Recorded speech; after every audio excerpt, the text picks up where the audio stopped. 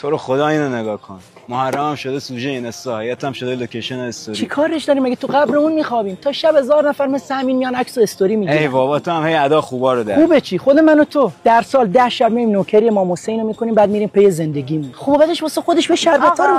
میشه کنار این علامت یه عکس از من بگیری؟ امشب هم با پست عزاداری بسته شد. الان میگیرم ازت. همینجوری وایسی.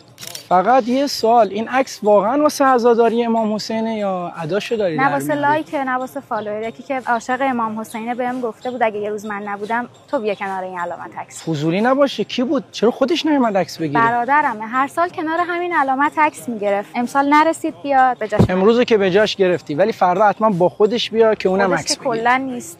این آخرین وایسش رو تخت بیمارستان. سلام آبجی. امسالم نمیتونم برم با علامت عکس بگیرم. تو به جای من برو. درم برای حال آقای محرم تنگ شده. وایس 2 سال پیششه. سرطان داشت نتونست دووم بیاد. من واقعا تسلیت میگم، خیلی ناراحت شدم. همه میتونن عاشق امام حسین باشن، درسته؟ تو این پاکت یه مقدار پوله، نذار امشب هیئت امام حسین رو به نیت برادر من بدی. با اجازه. یه لحظه، هر کسی میتونه عاشق امام حسین باشه، کوچیک و بزرگ هم نداره. اینو از کربلا واسم آوردن. بذار سر خاک داداشت، نظرتم قبول باشه. حیدر